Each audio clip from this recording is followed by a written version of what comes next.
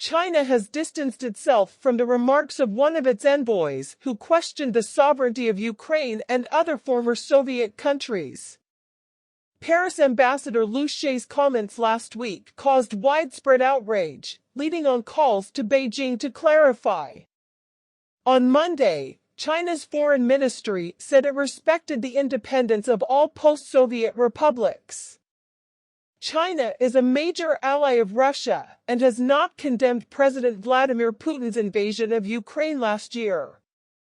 It sees itself as a major player in attempts to bring peace to Ukraine, but has become an increasingly important trading partner for Russia amid Western sanctions prompted by the invasion, and many in the West doubt its impartiality on the issue.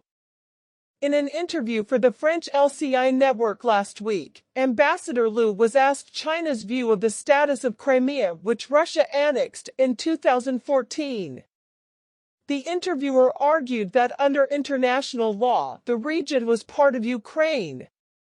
Mr. Liu responded by suggesting that the issue was not clear-cut, and that countries such as Ukraine could not rely on international law to defend their sovereignty.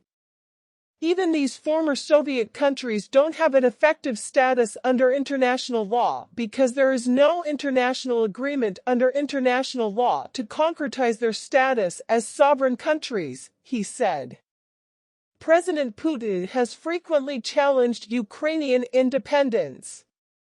In a speech days before the start of Russia's invasion last year, he denied Ukraine had any real statehood and said the country was an integral part of Russia's history and culture.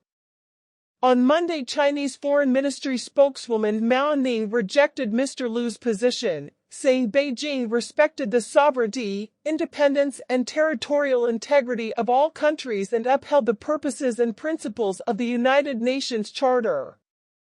She said that while the Soviet Union was a federal state and had the status of an entity of international law in its entirety in foreign affairs, this does not deny the fact that each member republic of the Soviet Union has the status of a sovereign state after the dissolution of the Soviet Union. Later, the Chinese embassy in Paris said in a statement quoted by AFP that Mr. Liu's remarks were a personal point of view and should not be overinterpreted. 3 Baltic countries, Lithuania, Latvia, and Estonia, have summoned China's representatives to clarify Mr. Liu's comments.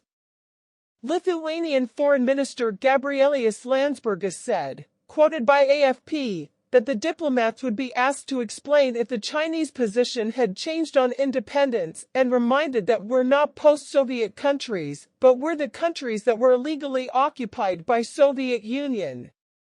The 3 countries were seized by the USSR in 1940 and only achieved independence in 1991 as it was collapsing. Other European Union foreign ministers condemned the remarks and were set to discuss them at a meeting of the 27-member bloc on Monday. Ukrainian presidential aide Mykola Podolyak also questioned Mr. Liu's interpretation of international law and described his take on Crimea as absurd. If you want to be a major political player, do not parrot the propaganda of Russian outsiders, he said on Sunday. End of Ukraine war no closer after Putin-Xi talks. What support is China giving Russia? Mr. Liu has caused controversy in the past, and is known as one of the wolf warriors of Chinese diplomacy for his abrasive style.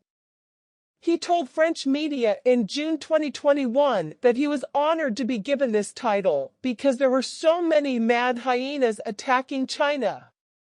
He has several times been summoned by the French government to explain his remarks, including for suggesting that old people had been abandoned in care homes during the COVID-19 pandemic.